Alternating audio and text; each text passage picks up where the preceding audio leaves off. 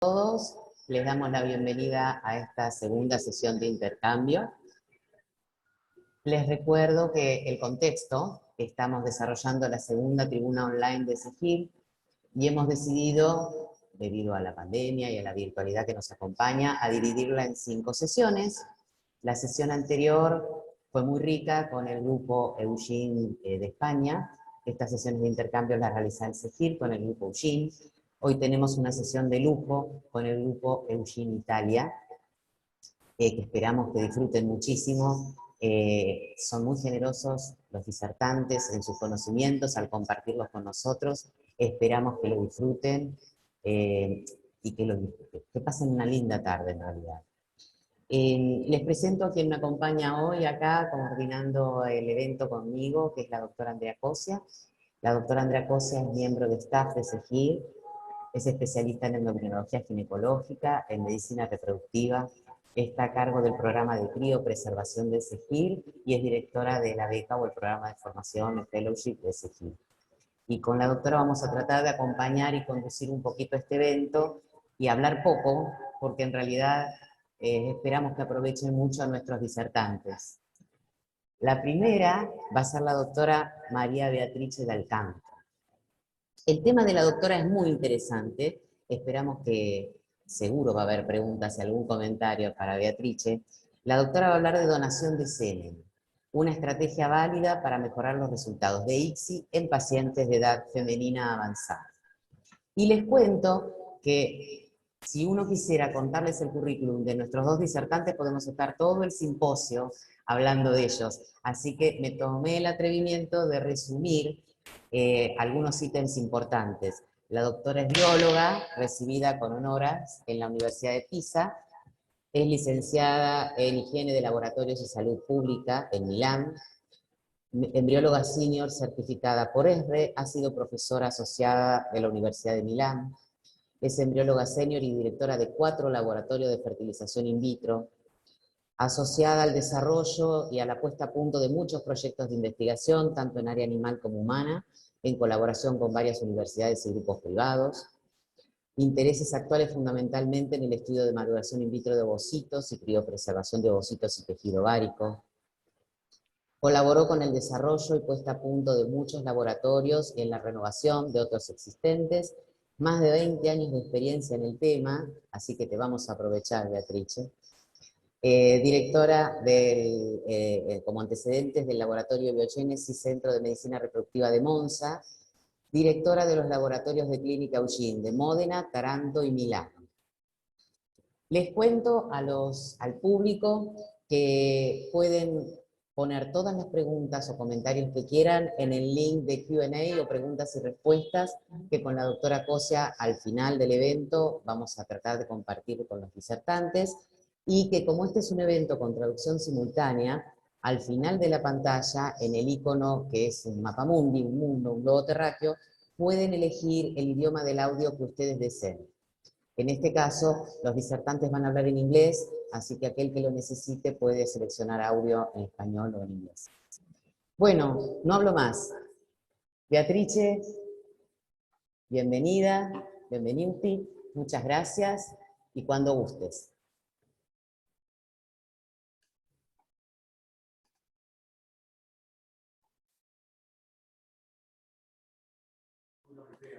Noi abbiamo qualche certificazione ISO qualche certificazione ISO? OS.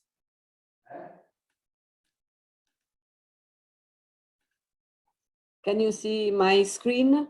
¿Pueden ver la pantalla? Bien. Muchas gracias por su amable invitación. Es un gran placer estar aquí y compartir con ustedes nuestra experiencia. El tema de mi presentación esta tarde tiene foco en donación de esperma, este abordaje. En años recientes, la edad avanzada, tanto de la madre como del padre, ha pasado a ser una preocupación significativa en la medida que las familias demoran la reproducción. a la luz de los cambios sociales que llevan a la demora por parte de las madres, la edad materna avanzada ha pasado a ser uno de los grandes desafíos en la práctica de medicina reproductiva hoy día. Varios abordajes, incluyendo la adaptación de protocolos de estimulación, evaluación de embriones y también criopreservación de ovocitos, se han sido propuestos para superar este desafío. Todos los esfuerzos se han focalizado en la calidad de los ovocitos especialmente, pero lamentablemente menos investigaciones se han focalizado en entender el principal impacto de la contribución paterna a la reproducción. La edad paterna avanzada ha estado asociada con un aumento de daño en el ADN de los espermatozoides, daños en APA y ADN que han llevado a la producción de abortos espontáneos.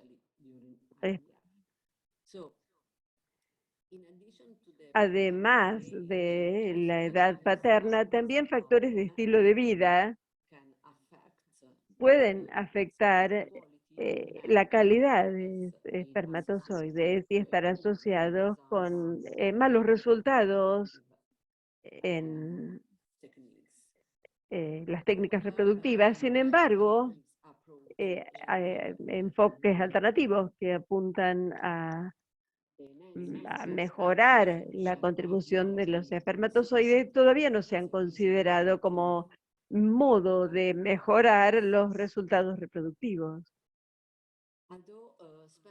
Si bien la donación de esperma es una práctica creciente en medicina reproductiva, que representa de 1 en 5 de todos los ciclos de IVF-ICSI que se hacen en el mundo, la donación de esperma se ha aplicado predominantemente en parejas con edad materna de aproximadamente 35 años o menos. Entonces, nuestra pregunta es si la donación de esperma podría mejorar los resultados en los pacientes en AMA. Y esta es una pregunta sobre la que basamos nuestra hipótesis. En los pacientes en AMA, la donación de esperma da tasas de nacimientos vivos más altas que las que se logran en ciclos normozoospermicos homólogos. Para demostrar esta hipótesis, diseñamos un estudio retrospectivo multicéntrico. Nosotros diseñamos este estudio utilizando 2 centros de Italia, Clínica Eugene de Módena y de la de Monza, Biogénesis de Monza, y un centro en España, de Eugene Barcelona. En nuestro estudio multicéntrico retrospectivo analizamos todos los tratamientos durante un periodo entre 2015 y 2019. En total, seleccionamos 755 ciclos de ICSI en el primer intento de IVF. 337 eran homólogos, ICSI, una pareja con una selección específica de que el varón tenía una condición de situación no normozoospermica. Y luego seleccionamos 418 ciclos de mujeres que participaron de procesos de donación de esperma. La muestra del donante era normozoospermica y el tratamiento era el tratamiento ICSI. Nuestro resultado primario fue, por supuesto, la tasa de nacimientos vivos, pero como resultado secundario analizamos las tasas de fertilización, los embarazos clínicos, la tasa de partos y también de abortos. Los resultados de ICSI luego se compararon entre donación de esperma y ciclos homólogos como grupo de control en mujeres jóvenes de menos de 37 años y pacientes con edad materna avanzada, más de 37 años.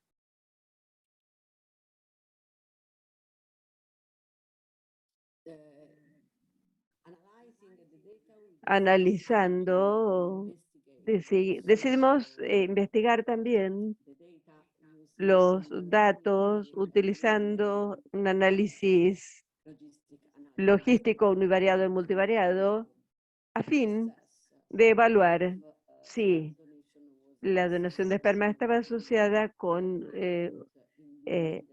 mejores nacimientos vivos, independientemente de las variables de interferencia potenciales en pacientes con edad materna avanzada o sin edad materna avanzada. Las variables independientes fueron la cantidad de ovocitos recuperados, de embriones transferidos, el día de transferencia, la edad maternal, el índice de masa corporal maternal y ausencia o presencia de pareja masculina. Y aquí podemos ver algunos números sobre el estudio. Primero, en esta tabla pueden ver ambos grupos homólogos de donación, 337 ciclos y 418 de edad materna, aproximadamente la misma. El índice de masa corporal también aproximadamente igual. La edad paterna, como se puede esperar, es completamente diferente porque los que están en el grupo que utiliza esperma donado, los donantes son muy jóvenes, hombres muy jóvenes. Respecto de las razones de tratamiento, pueden ver las causas de infertilidad y cómo se distribuye entre ambos grupos. Hay que prestar atención a la presencia o no del factor masculino en el grupo control. Por supuesto, todos los ciclos tienen una condición de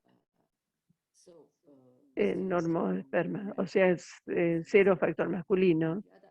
Pero por otro lado, en el grupo de donación, registramos algunos casos, 97 de 418, de muestras que aunque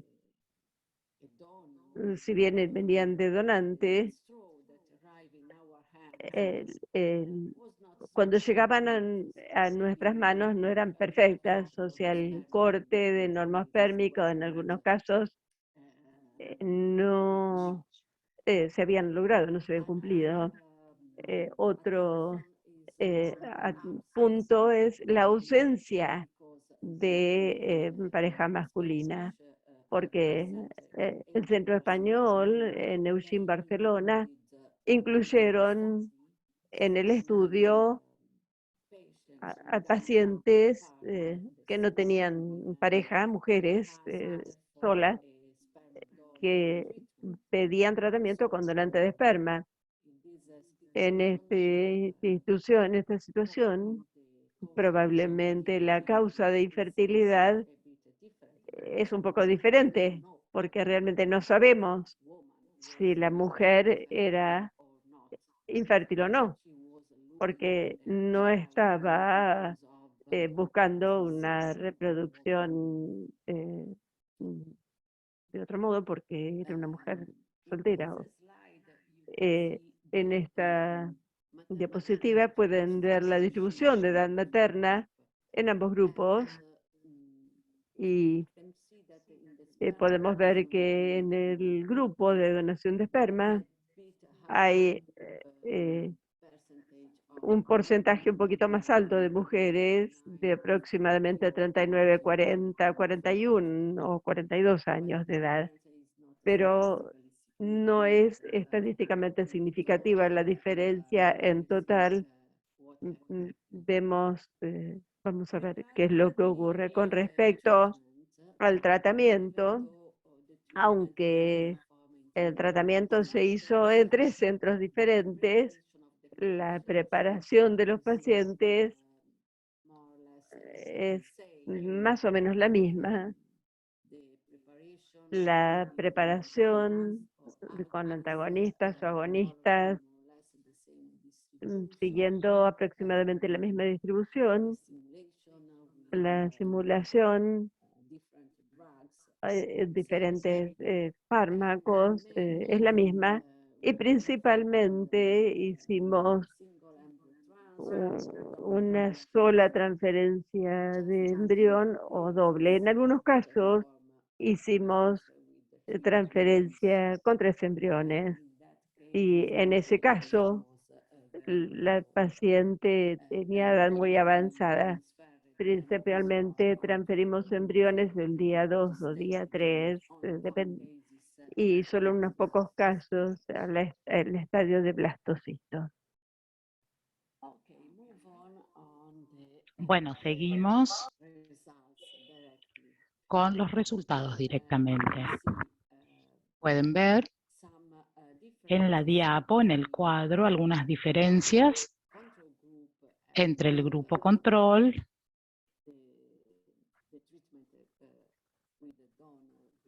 y el grupo de tratamiento con donante, y también las diferencias entre los grupos de mujeres de edad materna avanzada y no avanzada. Como les dije, la edad de la madre es levemente diferente porque en el grupo de donación de esperma hemos notado un porcentaje más alto de mujeres con más de 39 años. En cuanto a la edad paterna, por supuesto, el grupo homólogo definitivamente tenía hombres más grandes de edad que el grupo de donación de esperma. Y esta diferencia se puede aplicar a ambos grupos, en el grupo de mujeres de edad avanzada y en el grupo de mujeres de menor edad. Luego, el número de ositos, hay una diferencia en favor del grupo de donación de esperma, especialmente en las mujeres más jóvenes. Y esto se debe al porcentaje de mujeres que se incluyeron en el estudio que provenían del centro español. Muchas mujeres eran mujeres jóvenes, solteras, sin ningún problema de fertilidad o causa de infertilidad. Por lo tanto, el número de ositos fue un poco mayor. Nuestro principal o resultado primario, era la tasa de nacidos vivos. Al inicio, obtuvimos esta maravillosa sorpresa. La tasa de nacidos vivos en el grupo de donación de espermas fue significativamente mayor que la tasa de nacidos vivos que obtuvimos en el grupo con tratamiento homólogo, con parejas normospermicas. La diferencia entre la tasa de éxito fue estadísticamente significativa y esto se mantuvo tanto en el grupo de mujeres de menor edad como en el grupo de mujeres de edad avanzada.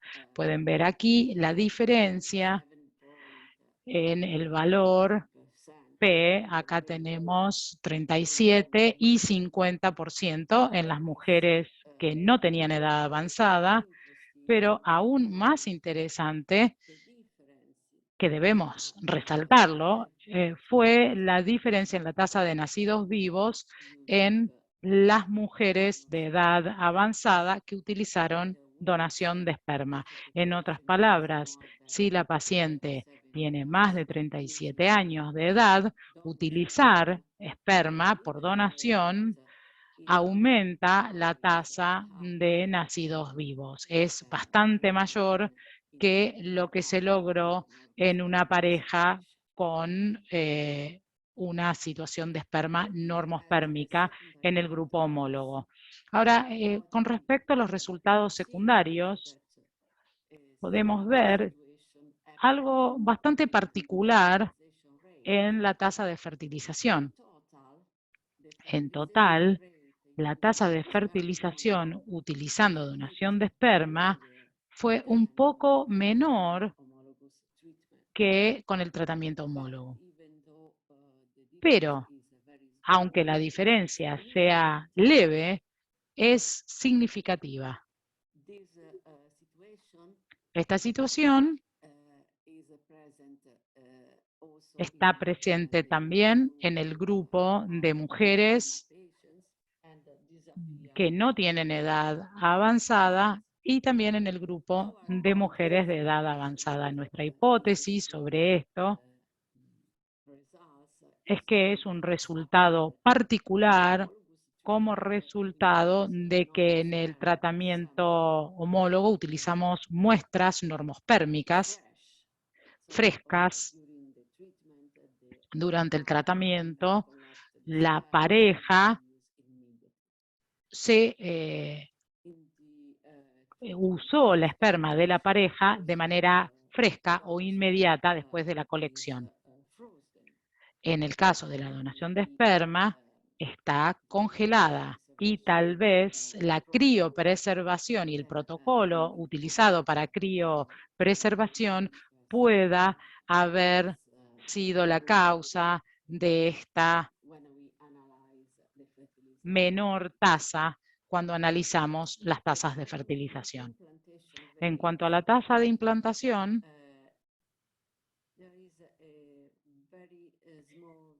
existe una pequeña diferencia a favor de la donación de esperma, pero el análisis estadístico mostró que no es significativa la diferencia entre la donación de esperma y homóloga. También hemos notado una diferencia entre las pacientes más jóvenes y las pacientes de edad avanzada. La diferencia es estadísticamente significativa, pero dentro de las pacientes no AMA hay una tendencia favorable a una tasa mayor de implantación en donación de esperma, pero esta diferencia no es estadísticamente significativa. En cuanto a las pacientes de edad avanzada, hemos notado que la diferencia es mayor. Notamos una P de 0,075, por lo tanto, la tendencia es interesante y deberíamos analizarlo a futuro para ver si con una muestra mayor o más grande y su análisis podemos continuar con esta tendencia o no. Con respecto a la tasa de embarazos clínicos, aunque hay una tendencia favorable hacia la donación de esperma en las 3 categorías. Y cuando analizamos la tasa de abortos espontáneos, hay una diferencia significativa, por lo menos en nuestro grupo, mayor en el grupo homólogo, con un 23.4% con muestras normospérmicas, y cae al 13% cuando utilizamos donación de esperma.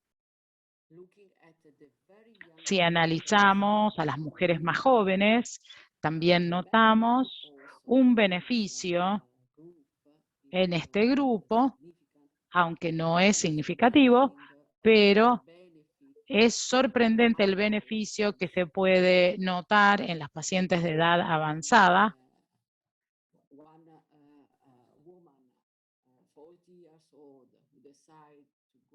Si una mujer de 40 años decide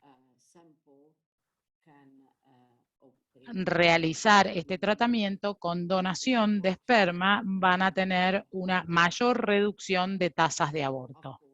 Y por supuesto, como consecuencia de esto, tenemos un gran beneficio en la tasa de partos, en donde vemos que pasa del 13% al 22%, simplemente cambiando la muestra normospérmica de la pareja por una donación de esperma, sobre todo en el grupo de edad avanzada en cuanto a la madre y con la donación de esperma proveniente de un donante joven. Si analizamos la regresión logística univariada, bueno, los datos se ven muy bien en las pacientes no AMA. Ninguna de las variables independientes incluidas en el modelo fueron asociadas de manera significativa con la probabilidad de tasas de nacidos vivos. Hemos notado una tendencia en el origen espérmico, pero no es estadísticamente significativa.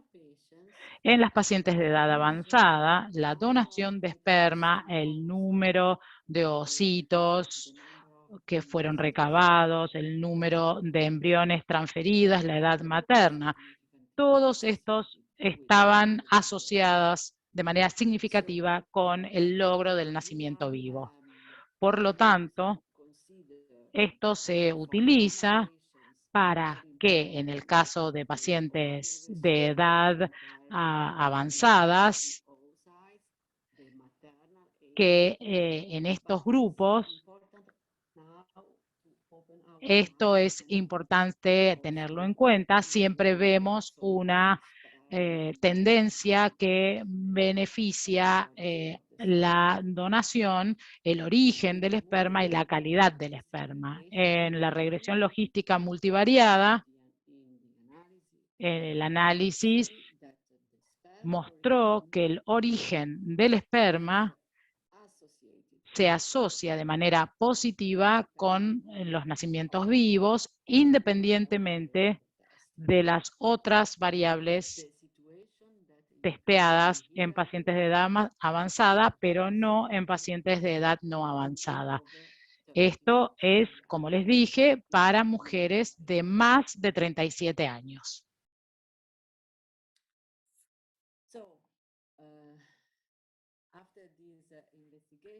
Entonces, luego de la investigación, nuestra conclusión es que la donación de esperma se puede asociar de manera positiva e independiente con las tasas de nacidos vivos en pacientes de edad avanzada, pero no en pacientes de edad no avanzada. Los motivos por los cuales la donación de esperma aumenta la probabilidad de tasas de nacidos vivos tiene que ver con la mayor calidad del esperma debido a que los donantes son más jóvenes y la exclusión de enfermedades relacionadas con la salud y estilos de vida no deseadas durante el reclutamiento de los donantes. Mayor integridad de ADN y mayor disponibilidad de los factores paternos pueden mejorar la capacidad de reparación de ADN en el cigote y pueden haber contribuido a mitigar los defectos genéticos de la placenta y embriónicos en pacientes de edad avanzada, y esto compensa el envejecimiento de los óvulos. Esta donación de esperma y su costo-efectividad en relación con otras estrategias para tratar la infertilidad relacionada a la edad deben evaluarse considerando los perfiles diferentes desde el punto de vista clínico y de la pareja. Si tenemos pareja, una mujer de 42, 43 años, bueno, si ella va a pasar por este proceso, debería considerar un programa de donación de esperma, y este es el desafío que tenemos por delante y que vamos a seguir estudiando. Y seguramente tendremos más información y más datos, y por supuesto lo vamos a compartir con todos ustedes. Muchísimas gracias por su atención.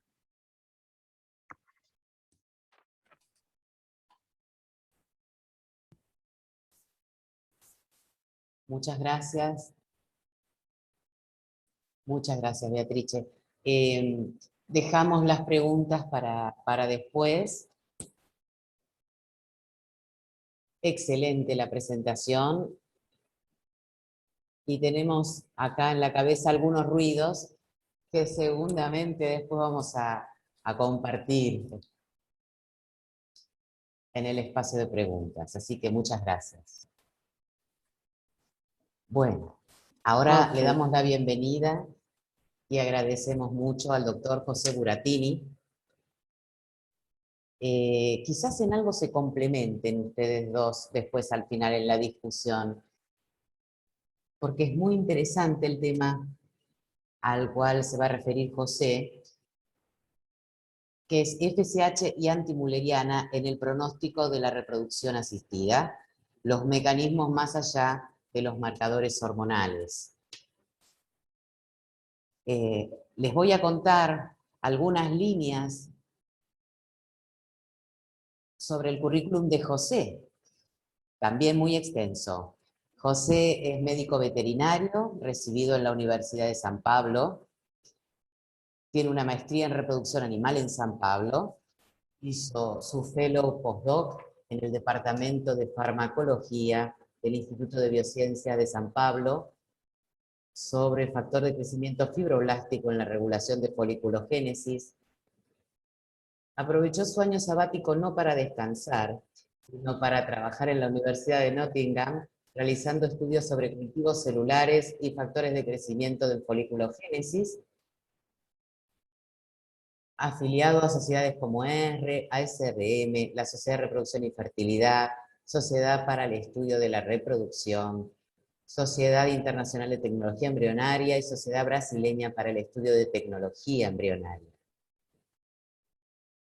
Ha ayudado en la supervisión no solo de estudiantes de grado, sino también en maestrías y postdoc, en capacitación y realización de investigaciones.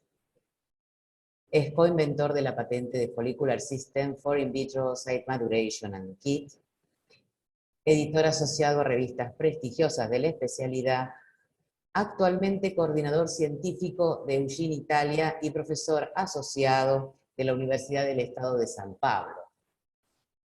Así que una vez más nos vamos a abusar de la generosidad de nuestros disertantes. Le agradecemos a José y cuando gustes, empezamos.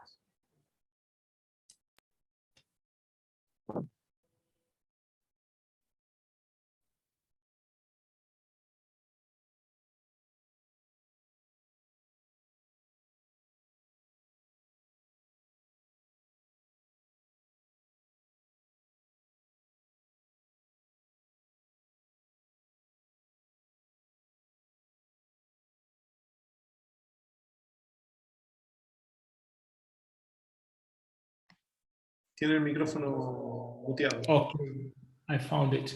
So thank you. Bueno, muchas gracias. I'll need to change here my. Ahora tiene que cambiar.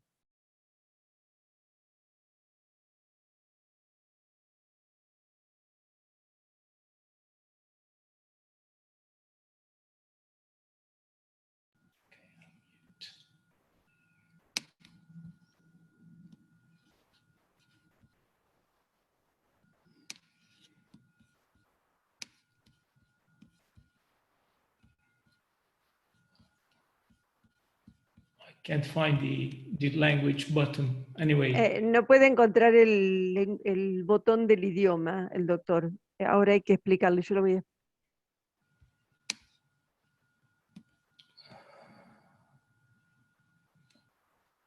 but that's fine.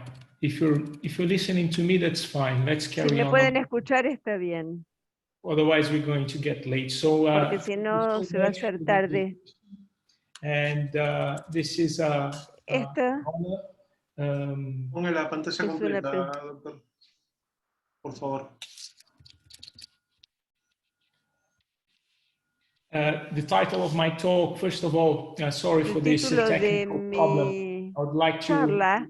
thank again Quisiera Sergio agradecer nuevamente a for this Sergio very kind invitation. por su amable It's a invitación. pleasure. Es I un hope gran we can, placer y espero together to share our poder compartir our team. nuestra experiencia.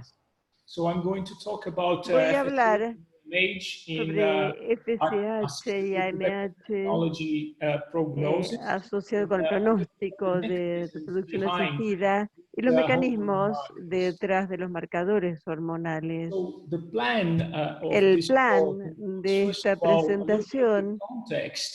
es As you poner know, en we've been contexto, como basal FSH sabemos, and el AMH as FSH fertility basal y markers for AMH many son los dos years. marcadores de But then we're going fertilidad, to pero explore a little luego bit the me voy a biology referir a la behind the biología predictive detrás de power esto, and poder also behind their predictivo, y weaknesses, because también as you de know, they're las not perfect. debilidades, porque Then I'm going to luego voy a Perdón, el doctor no referirme, está en pantalla completa la presentación. also AMH. Yes. luego, There's another voice. Is there Sí, anybody? por favor, ponga la pantalla completa, doctor. Estamos viendo la Gustavo, barra. también si le podemos pedir que seleccione el idioma inglés, él que Sí. hable en inglés. Por favor, sí, que seleccione el canal inglés. No sé, Susana, si están escuchando. Por favor. Sí, pero no puedo ver. ¿Dónde estás? Ponga la pantalla completa. Claro.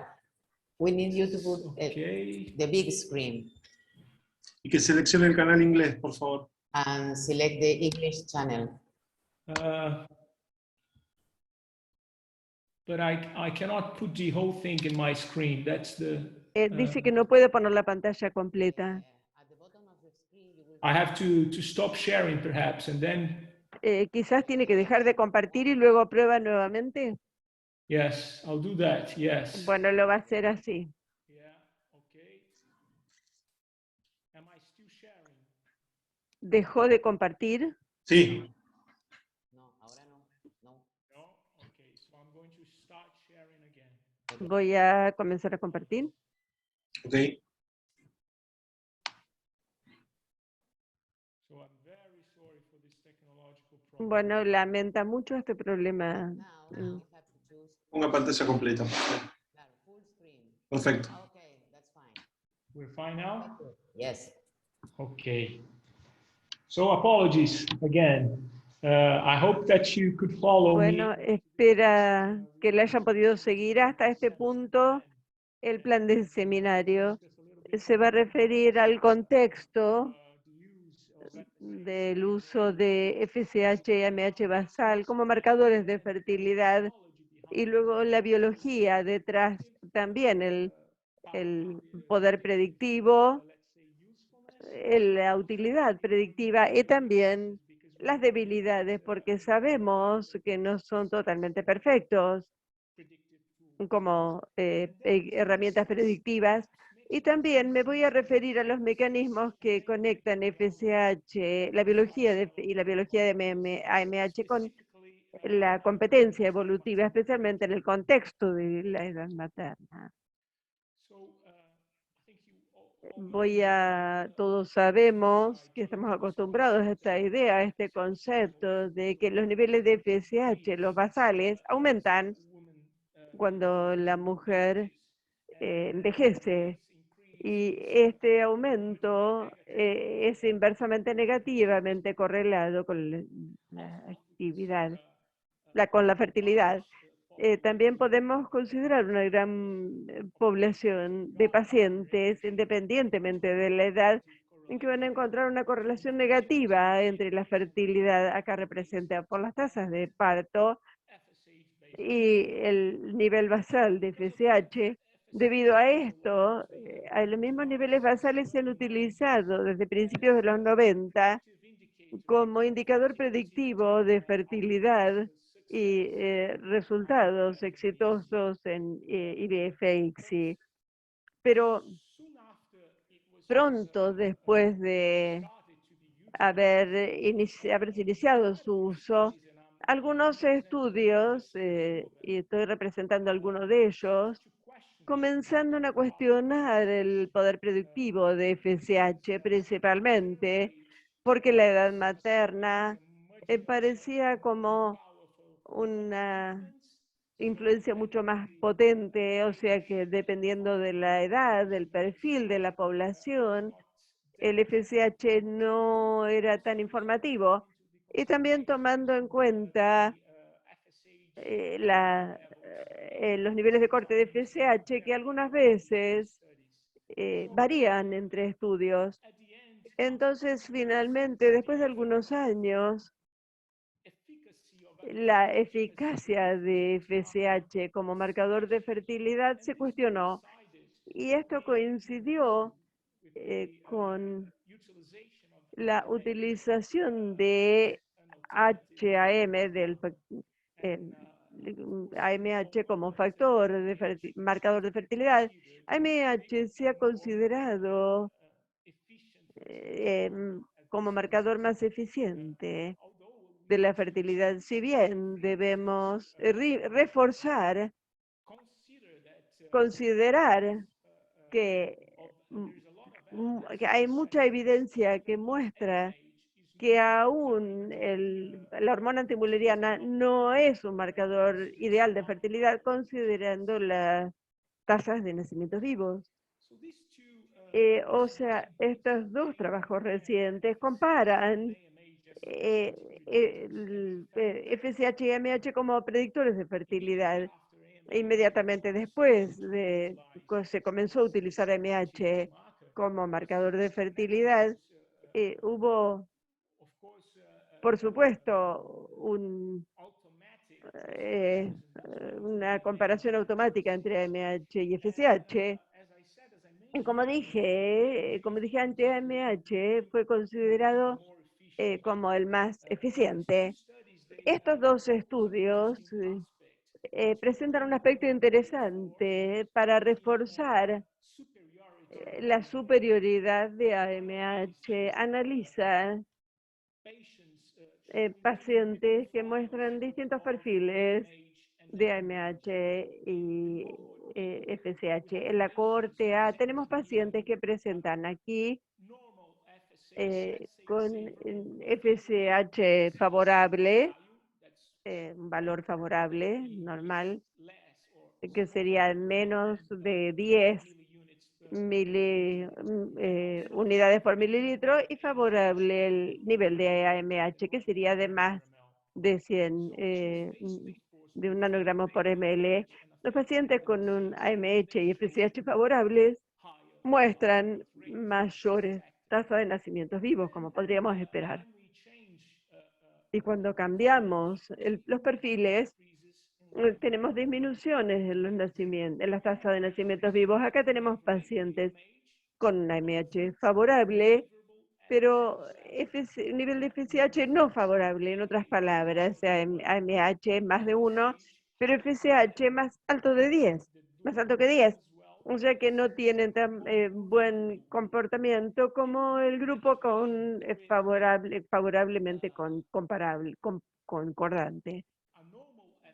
Acá tenemos un FSH normal, pero AMH bajo. Tienen un FSH favorable, pero AMH desfavorable. O sea que evolucionan peor que este otro grupo. Y acá, por supuesto, el grupo más inferior, o sea, el grupo que se concentra,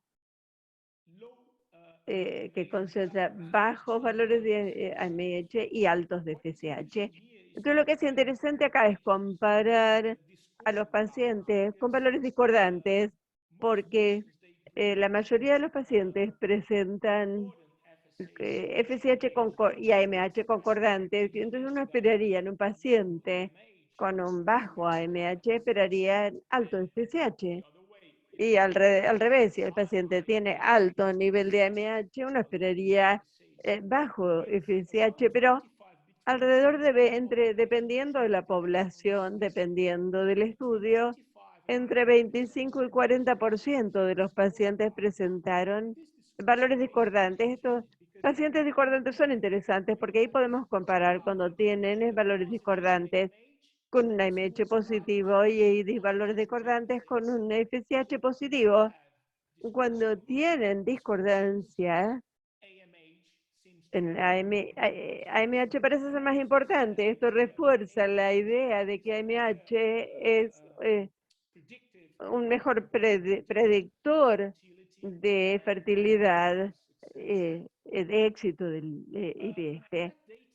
Estos datos, tengo que confesar, nunca me convencieron mucho porque ya tenía la biología detrás y voy a mencionar y explicar la biología un poquito más adelante. Después de considerar la literatura, hubo evidencia, indicación de que la edad materna podía interferir en los valores predictivos de AMH, FSH.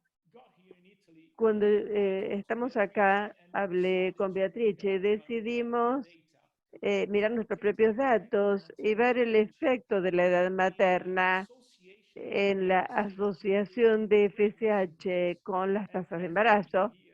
Como pueden ver aquí, por supuesto, tenemos una tendencia aquí. No es solo una tendencia, es estadísticamente significativo, pero cuando aumentamos los niveles de FSH, por supuesto, tenemos una reducción en la tasa de embarazos clínicos. Esta es para la población total. Y luego, si tenemos pacientes muy jóvenes aquí, tenemos evidentes diferencias porque vamos de 36, 37% a 20%. Si veamos FSH menos de 7,5 a uno de más de 10. Y parecemos perder esta correlación invertida a medida que avanzamos hacia edades más avanzadas. Esta fue la primera indicación y después de esta primera indicación decidimos hacer un estudio más en serio que se acaba de publicar en el Reproductive Biomedicine Online. En primer lugar, hicimos exactamente el mismo abordaje considerando pacientes divididos en pacientes que presentan valores concordantes favorables de AMH, FSH, los que presentan valores discordantes con AMH positivo o FSH favorable y pacientes que presentan ambos valores desfavorables. La única diferencia es que lo hicimos en distintas categorías de edad. O sea, esta es nuestra situación para pacientes jóvenes, pacientes que consideramos de edad materna preavanzada de menos de 35 años. Y acá tenemos tres grupos que representan progresivamente edad materna avanzada. Entonces, si me permiten, bueno, vamos a la derecha del gráfico y veamos que es más o menos refleja lo que hemos visto antes, los datos que estos dos estudios publicados muestran, en otras palabras, este es el grupo total de pacientes, o sea, cuando el paciente presenta un FSH y AMH concordante, es decir, tienen un buen resultado. Si tienen un AMH positivo, tienen un comportamiento tan bueno como si ambos valores fueran positivos. En efecto, en este grupo, con ambos valores favorables, numéricamente no hay mejoría en presentar solo AMH favorable. Acá tenemos AMH favorable y FSH no favorable. O sea que en otras palabras podemos decir que en edad materna avanzada, valores de FSH con un valor favorable de FSH no parece significar nada, no cuenta. Por otro lado, si vamos a los pacientes pre-AMA, que los presentan ambos valores favorables, por supuesto, tienen una buena evolución. Pero los que presentan FSH favorable y AMH no favorable, AMH es bajo, pero FSH también es bajo, tenemos FSH favorable. Estos pacientes tienen un desempeño tan bueno, pero si tienen alto FSH, independientemente del valor de AMH, independientemente si el AMH es bajo o alto, van a tener una baja tasa de nacimientos. O sea, en pacientes jóvenes de FSH es mejor predictor que AMH, pero no es suficiente. No es, es nebuloso. Vamos a ver el abordaje principal. Hicimos una regresión logística multivariada probando si FSH y los niveles de FSH y AMH estaban asociados con nacimientos vivos en distintas categorías de edad. Como pueden ver aquí, en edad materna preavanzada, pacientes jóvenes, FSH es significativamente asociado con una FSH de menos de 10, significativamente asociado con el logro de nacimientos vivos independientemente de todas las otras variables que se incluyeron en el modelo. Incluimos AMH, cantidad de ovocitos, cantidad de transferencia de embriones transferidos, el día de transferencia, presencia de factor masculino, por causa de infertilidad de edad materna, dentro de ese grupo materno, dentro de ese grupo de edad, y índice de masa corporal de la madre. En este grupo, solo FSH y el factor masculino fueron significativamente asociados en forma independiente con el logro de nacimientos vivos. Por otro lado, si observamos todos los otros grupos etarios, y tenemos un número robusto, cada grupo aquí contiene aproximadamente entre 480 y 500 pacientes. Aquí tuvimos, no encontramos ninguna asociación con el logro de nacimientos vivos para FSH ni tampoco para MH. O sea, las únicas variables aquí que pueden estar asociados con el logro de nacimientos vivos es la cantidad de embriones transferidos, el día de transferencia de embrión y edad materna para el grupo de edad más avanzada. O sea, esto es sorprendente de alguna manera porque nosotros hubiéramos esperado que AMH esté asociado con el logro de nacimientos vivos, por lo menos en las pacientes de edad más avanzada, considerando los datos que acabo de mostrar. ¿Por qué? AMH no se muestra significativo en estos datos, simplemente porque es un análisis multivariado y AMH refleja también la cantidad de ovocitos. la recuperación de ovocitos. En el mismo análisis tenemos el número de ovocitos. Entonces, si tuviéramos dos variables que no están independientemente asociadas, ninguna puede ser significativa en nuestro modelo. Por ese motivo, en este modelo MH no está independientemente asociado con el logro de nacimientos vivos. Un refuerzo en pacientes con edad materna avanzada, preavanzada, FSH, significativa e independientemente asociado con el logro de nacimientos vivos. Bueno, lo que también es interesante considerar que en forma paralela a la asociación independiente significativa entre niveles de FSH y el logro de nacimientos vivos, en pacientes más jóvenes, la cantidad de ovocitos no estuvo significativamente asociada con el logro de nacimientos vivos. Y también cuando llegamos en nuestra población joven, solo la población joven acá, tenemos la población joven. Si comparamos pacientes jóvenes que presentan discordancia entre los niveles de AMH y FSH, el paciente que presentan un nivel de FSH favorable de discordante con FSH favorable, con un valor favorable de FSH, estas pacientes con FSH favorable tenían mejor tasa de nacimientos vivos en comparación con las pacientes con una situación de discrepancia en la que AMH es favorable, pero FSH no es favorable. O sea, este es favorable FSH, en otras palabras, bajo FSH, alto AMH. Aquí, bajo FSH, alto AMH.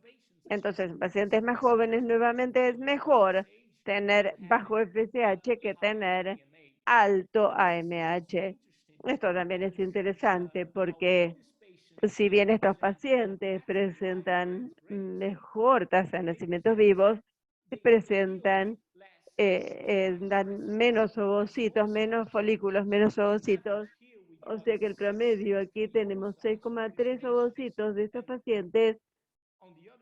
Y por otro lado, en pacientes jóvenes con AMH favorable, AMH sigue siendo un buen indicador de ovocitos, entonces el rendimiento de ovocitos es mayor. Pero independientemente de alto nivel de ovocitos, tenemos mejor tasa de nacimientos vivos, mejor probabilidades de lograr un nacimiento vivo en estos pacientes con bajo FSH. O sea, esto nos dice que quizás FSH está asociado, bajo valor de FSH, está asociado con la calidad de ovocitos, en lugar de número, cantidad de ovocitos. Algo interesante que surgió es que nos preguntábamos por qué FSH no funciona bien para pacientes con una edad materna avanzada.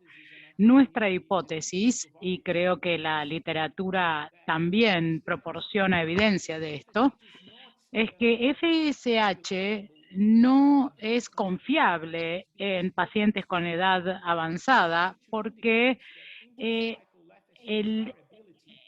muy variable y la variabilidad interciclo aumenta con la edad. Si hacemos una muestra en el día 2 del ciclo menstrual, este ciclo, y estamos hablando de una mujer de edad avanzada, bueno, es probable que al siguiente ciclo vaya a mostrar un valor diferente de FSH.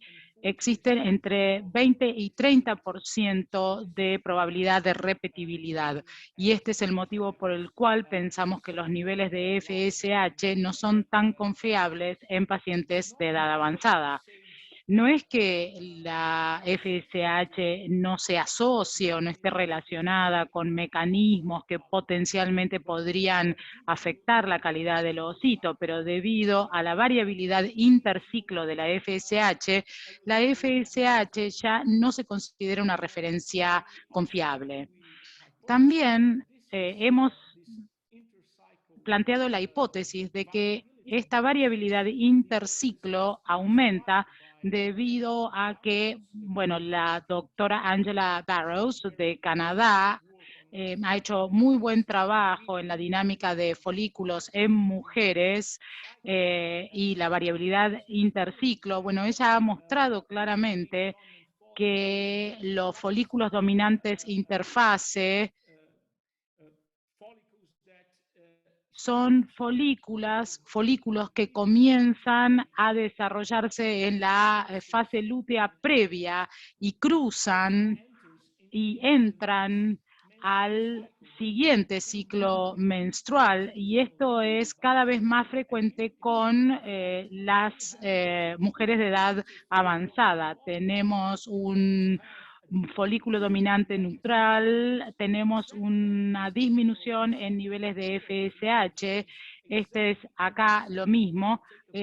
Acá es en donde hacemos la extracción de sangre para medir los niveles de FSH, y este es el motivo por el cual estos valores de FSH no son confiables y son muy variables en pacientes de edad materna avanzada. Esto ya se presentó antes.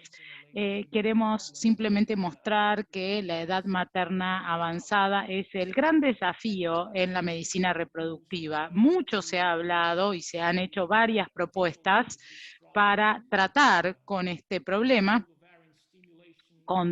controlar la estimulación ovárica, protocolos específicos, selección de ocitos, la calidad del ocito y la calidad del embrión. Pero esto no soluciona el problema, porque para solucionar el problema tenemos que mejorar la calidad del ovocito en el donante, en la donante, y por supuesto es justo también proponer la donación de esperma o de ocitos, es algo justo, debemos hacerlo, pero para solucionarlo, y no sé si podemos hacerlo realmente, si somos capaces de hacerlo, si la naturaleza nos permite hacerlo, pero para mí solucionar el problema sería tener un buen ovocito en una paciente de edad avanzada. Si tenemos algún cambio, cualquier cambio, alguna probabilidad de lograrlo, tenemos que entender mejor la biología del ovocito, tenemos que tener la información básica que tenemos y conjugarla con la información clínica, y a su vez poder deducir cómo podemos interferir en el sistema para poder mejorar la calidad del ovocito en las mujeres de edad avanzada. FSH y AMH pueden jugar roles diferentes y opuestos, pero en el mismo contexto. Y ahora voy a explorar un poco esta idea, iniciando con esta diapo que nos muestra un estudio muy bueno publicado recientemente, en donde la AMH intrafolicular y FSH fueron evaluados en cuanto a la probabilidad de lograr un nacido vivo. En este entorno es en el que tenemos que concentrarnos, en el folículo. ¿Qué significa AMH? ¿Refleja la AMH en el folículo? ¿La AMH sérica refleja AMH en el folículo? Bueno, no, la AMH en el folículo está solamente moderadamente correlacionada con la AMH sérica. Está relacionado con la calidad del ovocito, pero no de manera convincente. Sin embargo, en este estudio acá, la AMH-FF y su concentración, así como también FSH intrafolicular, fueron altamente asociadas con el logro del nacimiento vivo. Entonces, FSH y AMH dentro del folículo, cerca del ovocito, tienen un factor predominante, hacen una diferencia. Es interesante recordar, no sé si ustedes saben que AMH es un modulador de la actividad de la FSH, disminuye la expresión de los receptores de FSH y también dentro de las células granulosas disminuye la producción de ciclocaína P, que es el segundo mensajero más importante de la señal de FSH. Por lo tanto, decimos que es un modulador de la actividad de la FSH. Nuestros datos clínicos sugieren que FSH podría tal vez dañar o evitar el desarrollo de una buena calidad de oocitos. Si tenemos FSH asociada con bajos niveles de nacidos vivos, significa que FSH juega un factor negativo. AMH, por otra parte, limita y modula de manera inhibitoria la actividad de la FSH. Por lo tanto, AMH favorecería la calidad del oocito inhibiendo la actividad de la FSH. Entonces, ¿cómo la actividad de FSH podría dañar la calidad del oocito? Bueno, hay varias hipótesis y todas son muy robustas.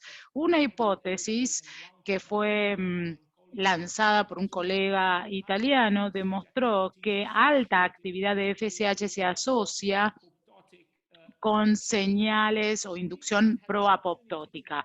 Hemos tenido la oportunidad de contribuir en esa área con un grupo de estudios, no solamente este. Este estudio se llevó a cabo en nuestro laboratorio de San Pablo hace unos años atrás, pero hay otros estudios que muestran que FSH estimula y anticipa la activación de la cascada ovulatoria y esto potencialmente podría generar una asincronía entre la maduración oocyte y del oocito y de la citoplásmica del oocito. Pero la evidencia más robusta relacionada con la actividad de FSH y calidad de oocito tiene que ver con la comunicación del complejo cumulus oocito. Estos son procesos transonales que entregan más moléculas al oocito que vienen de las células cumulus al oocito. Y ha habido un estudio muy elegante que se llevó a cabo hace un tiempo atrás del doctor David Albertuni, que muestra que la actividad de FSH puede disminuir la densidad de esta proyección transonal. Entonces, esto es en ratones que producen más FSH, ratones mutantes, y que generan más nivel de FSH. ¿Qué pasó entonces con los procesos transonales? Bueno, disminuyeron en estos ratones mutantes que producen más niveles de FSH y la densidad se ve disminuida. Ahora, si tratamos a los ratones con agonistas de FSH, entonces la densidad aumenta, la densidad transonal aumenta. No quiero asustarlos con este gráfico, con esta diapo, tiene mucha información. Esto es parte de una revisión que hemos presentado recientemente y esperemos que podamos publicarlo rápidamente.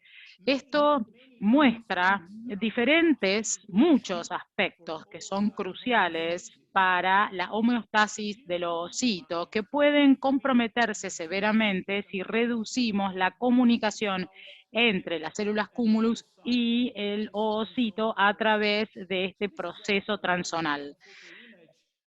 Esta es una imagen agrandada que realizamos en Italia, en Monza. Este es el verdadero proceso transonal. Este es un esquema y esta es una foto real, es una imagen real para mostrarles qué es lo que sucede dentro de los oocitos si disminuimos esta comunicación entre las células cumulus y el oocito.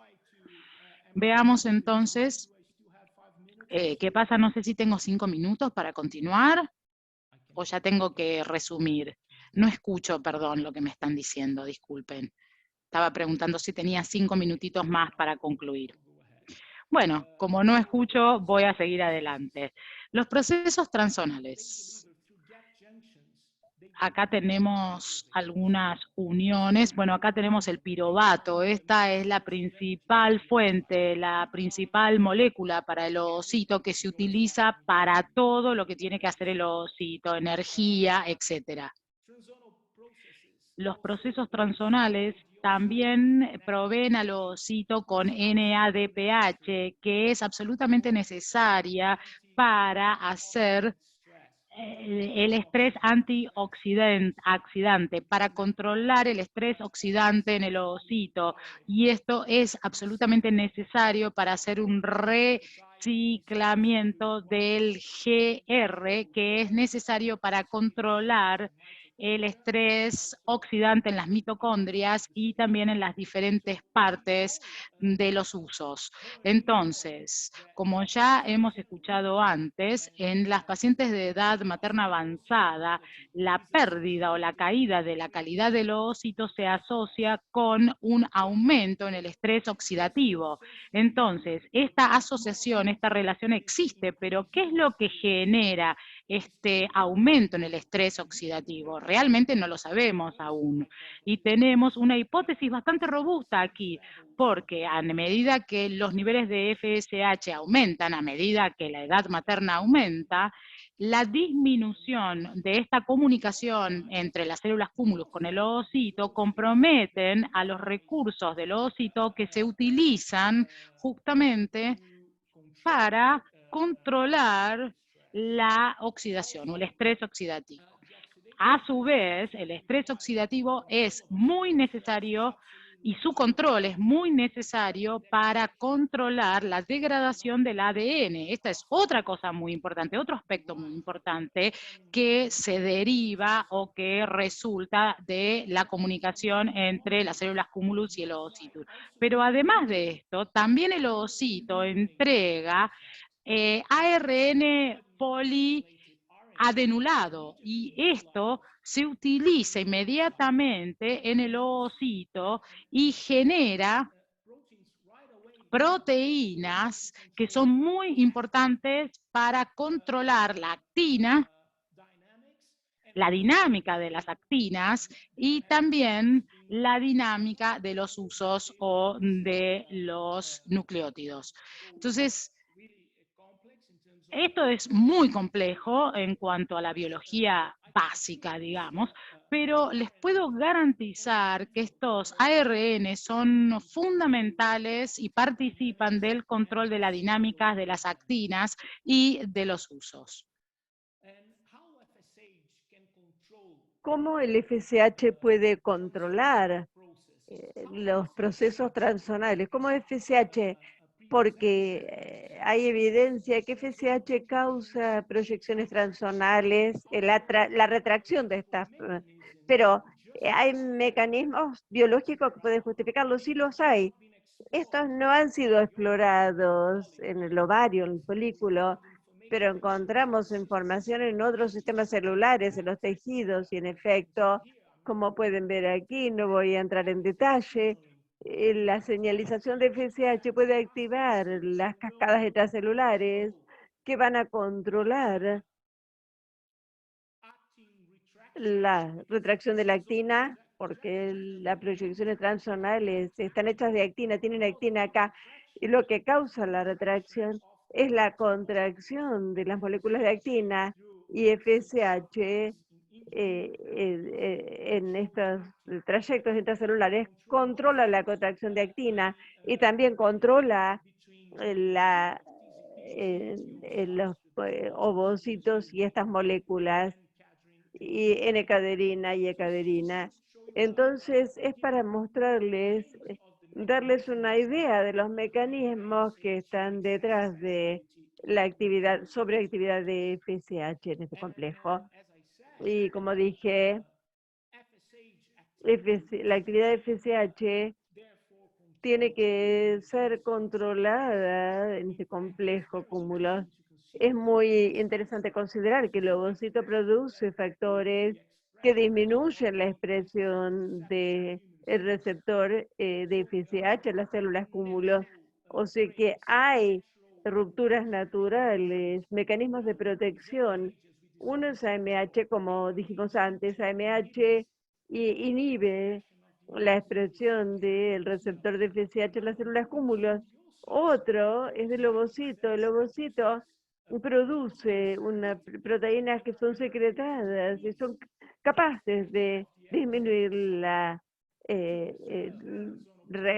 receptores de FSH para preservar las proyecciones, a fin de poder, los ovocitos pueden recibir las moléculas que necesitan de las células cúmulos. Y en efecto, hicimos un experimento muy interesante en Brasil que muestra que el ovocito trata de proteger su conexión con las células cúmulos. O sea que acá cultivamos ovocitos, este complejo ovocito cúmulos está intacto. Este complejo no tiene los ovocitos sin el ovoplasma, el contenido de ovocito estaba vacío con el uso de micromanipulación, y acá utilizamos este complejo también con ovocitos denudados. Y lo que tenemos aquí, acá tenemos células cúmulos y tenemos los ocitos denudados que producen estos factores secretados por ovocito M, que pueden ayudar a disminuir la sensibilidad, la respuesta de las células cúmulos a FSH.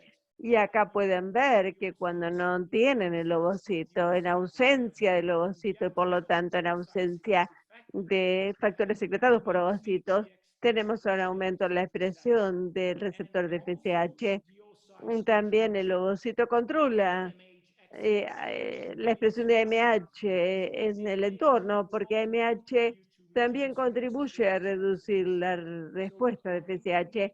Así que para mí es muy interesante la idea de que el ovocito no es un pasajero pasivo, sino que trata de modular, de controlar la respuesta a FSH y por lo tanto la comunicación con las células cúmulos. Así que creo que con esto he hablado demasiado. En conclusión, quisiera señalar que el FSH basal parece ser una mejor herramienta pronóstica para pacientes jóvenes o pre-edad materna avanzada. Probablemente refleja también la calidad de ovocitos en estas circunstancias. En tanto, AMH es mejor herramienta pronóstica en pacientes con edad materna avanzada, donde refleja la cantidad de ovocitos, y es muy importante el paciente con edad materna avanzada. Proponemos que el exceso de actividad de FSH puede perturbar la competencia evolutiva de ovocitos, reduciendo los procesos transonales, la densidad de estos procesos en esas moléculas muy importantes para la homeostasis de los ovocitos. La idea muy interesante es que los factores secretados por ovocitos y AMH protegen las células cúmulos de la señalización excesiva de FSH, preservando los procesos transonales. Bueno, ¿a dónde vamos desde aquí? Sería muy bueno si podemos hacer otros estudios para realmente confirmar que mayor FSH basal está asociado con la disminución de la densidad de el complejo citocúmulos, y también confirmar esta prueba de concepto. En esa fase de prueba de concepto deberíamos quizás comenzar a pensar en estrategias para modular, disminuir la actividad de FSH en pacientes jóvenes con alto FSH o en pacientes con edad materna avanzada para aumentar su fertilidad y su performance en tecnología de reproducción asistida. Me disculpo nuevamente por los problemas técnicos y les agradezco mucho por su atención.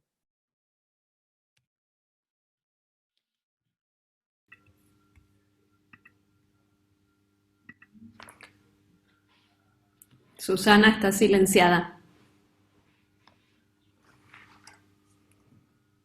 Perdón. Muchas gracias. Le decía al doctor José Buratini que le agradecemos muchísimo su presentación, muy interesante. Volviendo un poco a las fuentes, y agradecemos muchísimo, ha sido muy interesante.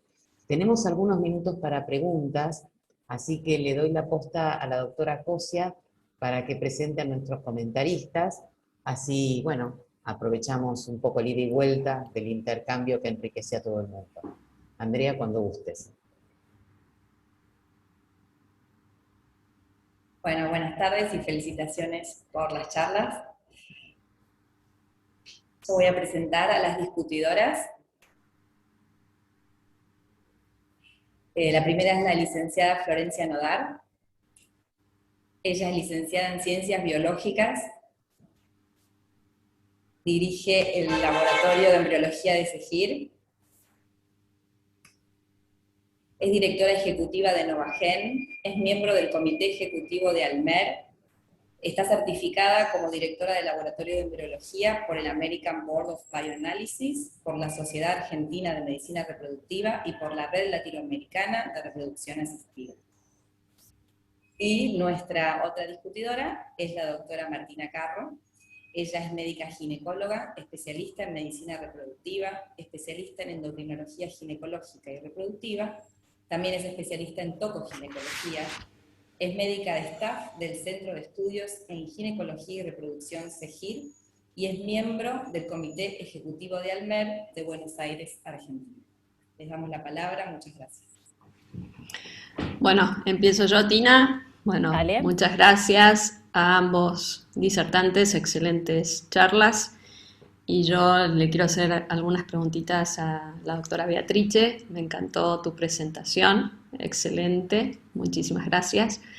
Me pareció excelente como un trabajo científico que mejora los resultados, ¿sí? Hemos visto que han logrado mejorar los resultados cuando usaban semen de banco, pero sabemos que si a mujeres de edad materna avanzada le ofrecemos una ovodonación, ¿sí? Mejoramos notablemente los resultados en cuanto a euploidía del embrión, en cuanto a tasa de embarazo clínico y bebé nacido. Entonces, mi pregunta es, ¿por qué debería usar como estrategia, o mejor dicho, en qué pacientes, ¿sí? Usaría como estrategia el cambio de semen, ¿sí? La donación de semen en vez de la donación de ovocitos? Esa sería mi primera pregunta. Thank you so much for your Muchas gracias por tu pregunta. En primer lugar, yo quería resaltar que nuestro programa era un programa normal. Hicimos ICSI con donación de esperma en caso de severo factor masculino. La sorpresa fue que los altos resultados que pudimos obtener aún en mujeres de edad más avanzada. Y después de estos resultados, abrimos un debate interno y dijimos qué es mejor para una mujer de 42, 43 años, ir directamente a donación de ovocito o tratar donación de esperma, porque la complejidad del tratamiento es totalmente diferente. También el costo del tratamiento es completamente diferente. Algunas veces pueden tener buena reserva ovárica, buen FSH, buen nivel de AMH en una mujer de 40 años, pero quizás tienen mala muestra de esperma o muestra dispérmica, y la decisión de ir directamente a donación de ovocitos o probar con donación de esperma ahora está sobre la mesa. El médico puede hablar con la pareja cuál es la mejor estrategia, porque el programa de donación de esperma en Italia existe, es más económico que el de donación de ovocitos. Entonces, por supuesto, ha sido una sorpresa para nosotros decirles a estas mujeres que pueden llegar a 25% de tasas de nacimientos vivos utilizando este abordaje. Y ahora estamos tratando gradualmente de proponer este enfoque a nuestros pacientes y nosotros vamos a ver en el futuro cuál es la respuesta de los pacientes desde el punto de vista de los pacientes. Entonces, por supuesto, es una pregunta provocadora, pero hay que tener en cuenta que también tenemos que considerar la edad masculina y en caso de varones de más de 45 años, tratar de considerar aún que el hombre es También. normospermico, si hay algún beneficio en el uso de distintos abordajes, distintas situaciones. O sea, es otra herramienta que el médico puede tener a mano para proponer a la pareja infértil con edad materna avanzada. Clarísimo. Y sacando de lado lo económico, ¿no? Porque por supuesto que es un dato que no es menor, el tema que sea más económico. O sea, si sacamos de lado ese tema, si no pensaron en hacerle PGT, ¿sí? O sea, sumarles un PGT donde ahí creo que veríamos la euploidía y ahí también podrías equiparar los resultados en las pacientes de edad añosa, ¿sí? Porque eso ya lo sabemos, que cuando transferimos un embrión euploide dejamos de lado el factor edad. Yes, this is a Sí, esta es una sugerencia que no hemos abordado el PGT todavía en este tipo de tratamiento y nuestra hipótesis es que no sabemos todavía por qué y cómo el esperma muy sano puede actuar, pero puede hacerlo. Y sería muy interesante si analiza con PGT esos embriones a fin de entender si pueden tener diferentes resultados. No lo hemos hecho hasta el momento. ¿Cuál es el valor de corte para decidir que es un factor masculino y pasarlo a semen de banco que tienen ustedes?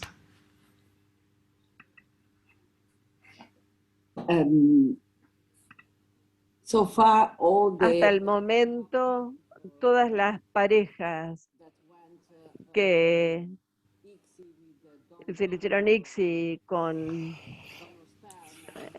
esperma donado, 100% era factor masculino severo.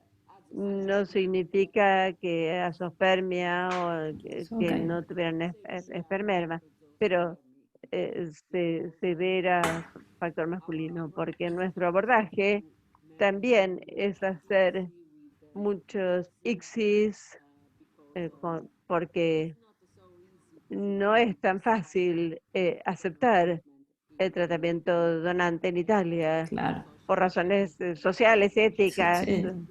Religiosas. Distintas, aun cuando tenemos algunos pocos espermatozoides, es posible probar un ICSI porque con su propio esperma. Nuestro estudio consideró solamente como azospérmicos o situaciones muy severas azospérmicas, o sea que esa pareja no tenía ninguna otra posibilidad de tratar de tener un hijo, entonces decidieron esperma donante, pero al comienzo los médicos impulsaron a la pareja versus doble donación, porque la edad de la mujer, pocos ovocitos, y consideran que podemos obtener 25% de la tasa necesaria utilizando un promedio de 4 ovocitos afectados. Y es realmente un buen resultado. Es mi opinión personal. En lugar de impulsar directamente versus doble donación, quizás donación de esperma es suficiente. Bueno, acá tenemos una gran pregunta que estamos tratando de estudiar e investigar. Perfecto, clarísimo. La última pregunta que te dejo, Martina. ¿Siempre transfieren en día 2-3? Eso me llamó la atención. ¿O es porque empezaron el estudio en el 2015? ¿O la estrategia de ustedes es siempre transferir embriones en día 2, día 3? Mainly we transfer at Principalmente lo hacemos en esta etapa, porque nosotros reservamos los blastocitos para solo en caso de falla o en caso de mujeres altas respondedoras con muchos embriones, y tenemos embriones para seleccionar. La etapa de blastocitos para todas las mujeres, si tienen solamente 2-3 embriones, es muy difícil llegar al blastocito. O sea que preferimos transferir en la etapa, en el estadio de clivaje. Perfecto, muchísimas gracias. Te cedo la palabra, doctora. Thank you very much. Bueno, sigo yo. Muchas gracias. Las presentaciones fueron increíbles. Thank you. Presentations were Tengo outstanding. una lista de preguntas I así have para hacerle a a José. long list Voy a of tratar de questions acortarlas. for Jose. I will try to shorten them. Espera que voy a apagar. Ahí la traducción. Una chiquitita, cortita que quería... A small, brief one, just for a doubt. When you talked about the polygranulated ARN that generates proteins, amongst these proteins you have actins, and we are talking about the importance of this because this has to do with function and fertilization. Does it specifically, I mean, is it that the problem or the issue if we have an alteration? Does it have a direct relationship with fertilization? Can you listen to me?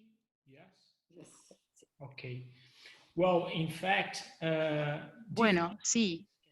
Hay diferentes aspectos que pueden dañarse o que se pueden desregular si esto se interrumpe, si esta entrega se disminuye o se interrumpe.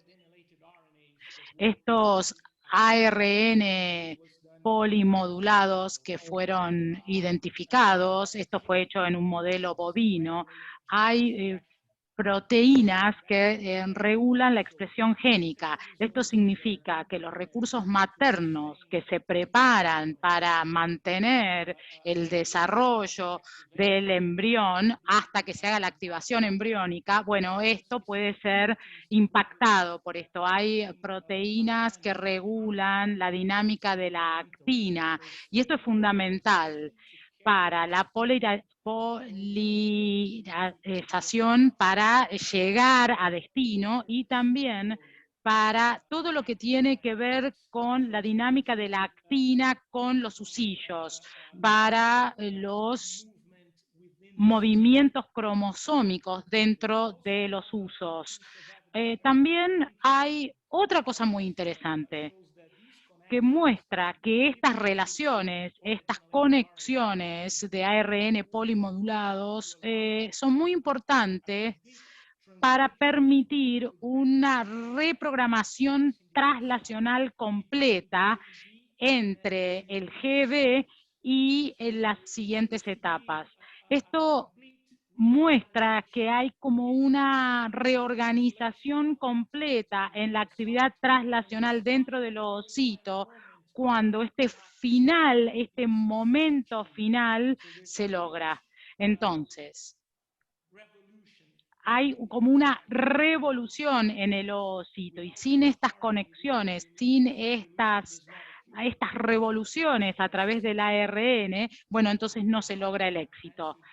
No sé si he respondido bien su pregunta. Puedo, si quieren, compartirles algunos de los papers que hablan de esto, y por supuesto van a estar incluidos en el review que hemos presentado. Perfectamente. Y ahora bajando un poco más toda esta información a la clínica, ¿no? Yo soy clínica, no soy bióloga, así que tengo muchas limitaciones con respecto a todo lo que comentaste recién, pero como nos encontramos adelante el paciente, la idea es, bueno, esta información siempre, ¿cómo puedo yo optimizarla para el tratamiento con mis pacientes, ¿no? Entonces, por un lado escuchaba y yo decía, es como el revivir de la FSH, parece que le dimos otra nueva oportunidad, porque veníamos como encajonándola y pensando que la antimuleriana nos venía a salvar la vida, y aparentemente por tus resultados, hoy por hoy la FSH tiene otra situación de importancia en las mujeres jóvenes, podemos decir, ¿no? ¿Qué me recomendarías vos, si yo trabajara con vos en un centro de fertilidad como biólogo, en base a tus experiencias o a tus resultados? ¿Qué tengo que pedirle yo a mis pacientes entonces? ¿Sigo pidiendo FSH antimuleriana? ¿En qué situación me queda? Bueno, obviamente que el conteo folicular está muy lejos de lo biológico, desde la mirada biológica, ¿no? Pero es parte de nuestro análisis siempre de reserva ovárica. Entonces, por un lado decir, bueno, ¿qué pido? Si yo tengo que hacer un screening diferente si mi paciente tiene menos de 35 o más de 35, y en base también a esos resultados decir, bueno, a ver, porque nosotros hoy por hoy nos encontramos con pacientes que van a ser criodovocitos, por ejemplo, preservación de fertilidad, y uno dice, bueno, tengo una antimuleriana muy baja o tengo una FSH muy alta, ¿tengo que basarme en eso o tu recomendación es basarse en eso para decir no vale la pena congelar o congelar siempre? Tener un resultado de base como para basarte en eso y asesorar a tu paciente. Very, very good questions. Very good questions. Muy buenas preguntas, muy buenas preguntas. Con respecto a la parte más bien de pronóstico de la pregunta, bueno, en el paper, en nuestros datos, el paper que fue publicado en Biomedicine Online, muestra que para las pacientes de menos de 35 años, 30 años, FSH es más potente como predictor en relación a AMH. Y para estas pacientes, bueno, el tema tiene que ver con la calidad del ovocito. Siempre hay una pequeña variación en cuanto al rendimiento de ovocito, y lo que pareciera determinar el éxito y el logro del nacido vivo tiene que ver con la calidad del ovocito. ¿Y por qué FSH funciona bien para estas pacientes?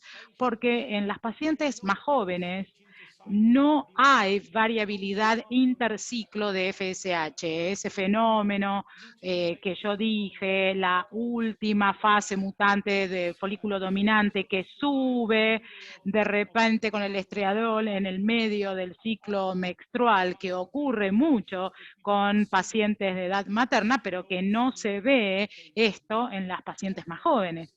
Y este es el motivo por el cual hablamos de esto, porque no hay variabilidad interciclo, entonces FSH es mucho más confiable, y esto es importante porque no significa que FSH no pueda dañar, entre comillas, o no puede ser un factor biológico negativo en edad materna avanzada. Es simplemente que la asociación se va porque no hay variabilidad de interciclo. Esa es mi hipótesis, ese es mi punto de vista, porque bueno, la biología es clara en eso.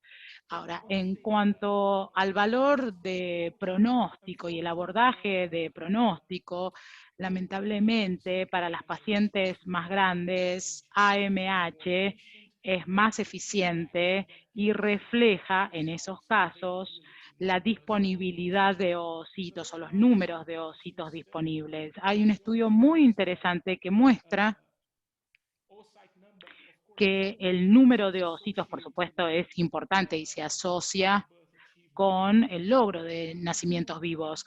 Pero, ¿qué pasa cuando tenemos una paciente de edad avanzada con un corte pequeño de folículos. Bueno, tenemos que presionar un poquito con FSH para no estar tanto tiempo trabajando sobre la paciente. Hay un estudio muy bueno que muestra que los folículos en mujeres de edad avanzada no tienen menos receptores o una menor capacidad de responder a FSH. Entonces no tiene sentido aumentar tanto FSH porque no tiene que ver con falta de responsividad, sino que es una falta de folículos. Y si nosotros aumentamos FSH demasiado, tal vez van a dañar esos folículos que aún persisten. Entonces, bueno, es algo más bien natural y estamos empezando recién ahora a entenderlo. Y también hay algo bastante interesante, y es que si estos folículos de pacientes de edad avanzada o de pobres respondedoras parecen perder el mecanismo de down regulation y aumentan su capacidad de responder a FSH. Entonces, el daño de FSH también se aumentaría en estas pacientes. Ahora, dicho esto, no estoy en contra de FSH, es muy, muy importante para reclutar folículos, para empezar la onda, digamos, pero tiene que utilizarse bien. El uso es lo importante. Espero que haber podido responder bien su pregunta. Excelente. Muchísimas gracias. Tengo varias. Si querés, André, te dejo el espacio para responder algunas, porque vi que el chat tiene varias y si preferís, leemos alguna de ahí. I'm available as you. Sí. I have no Podemos time. leer alguna pregunta del público que está relacionada con las preguntas que acaba de hacer la doctora Carro. Voy a empezar con las últimas para no extenderme mucho en el tiempo, pero una pregunta recurrente es si hay alguna hipótesis o alguna terapia futura para aplicar en las pacientes y lograr disminuir esos valores de FSH que se encontraron elevados. Yeah, this is also a very Sí, good question. muy buena pregunta también. Creo que uno pensaría inmediatamente en los corticoides y no estoy seguro de si podríamos encontrar una manera sostenible de controlar niveles de FSH con corticoides o esteroides. Hay que probar. Los corticoides podrían ser una posibilidad. Todavía no tenemos otras herramientas. Hay una alternativa muy prometedora que es AMH recombinante. Hay algunos estudios con esto que también se está pensando como tratamiento a futuro para pacientes con cáncer, para poder suprimir la activación folicular y preservar la fertilidad por más tiempo. Se ha mostrado en ratones que uno puede disminuir la actividad FSH sin comprometer la calidad folicular y la calidad de ovocitos utilizando AMH recombinante. AMH recombinante, en vez de disminuir o suprimir FSH, lo que hace es regular la responsividad y por eso decimos que es un marcador muy eficiente, interfolicular, ¿no? Pero si pudiéramos, no lo podemos medir, pero si lo pudiéramos medir sería perfecto. Lo que podemos medir es sérica, pero no interfolicular. Pero si pudiéramos sería maravilloso para poder regular la actividad. Tenemos que encontrar la manera, antagonistas, corticoides, de alguna forma tenemos, yo no sacaría la actividad FSH para nada, yo la mantendría, pero a niveles saludables. No estoy para nada en contra de FSH. Algunos pueden pensar que odio a la FSH, es muy importante, pero con el nivel justo en el momento justo.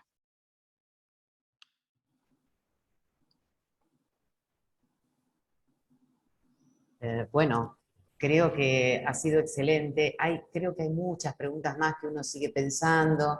Y más o menos hemos cubierto las preguntas del chat porque se superpusieron un poquito con las de Florencia y Martina, y daría para un rato largo más de charla y de enriquecimiento, pero bueno, tenemos que abandonar el Zoom. Así que les agradecemos mucho a todos el habernos acompañado, tanto a la doctora María Beatrice como al doctor José, a la doctora Nodar, a la doctora Carro, a la doctora Andrea acá enfrente mío. Les agradecemos mucho también a la empresa que nos acompaña con la técnica y a Gustavo especialmente. Por supuesto a la industria, porque sin ellos nosotros no podríamos estar de este lado, y a ustedes que están del otro, tratando de compartir una tarde de ciencia, también les agradecemos muchísimo a todos. Y les recuerdo nuestra próxima fecha de la tercera sesión de intercambio, que va a ser el 9 de septiembre, con el grupo de Boston. Y las que siguen son el 11 de noviembre con el grupo de Brasil, y el 2 de diciembre con el grupo de Estocolmo. Así que muchísimas gracias a todos, ha sido un placer, les agradecemos tanta gentileza y generosidad al compartir sus conocimientos, y una tarde nuevamente con ustedes. Muchas gracias. Muchísimas gracias, Beatrice y José. Gracias. Gracias, gracias, muchas gracias. Cuídense. It's been a great pleasure. Thank you. Gracias. Gracias. Thank you. Gracias. Hasta la Gracias a todos.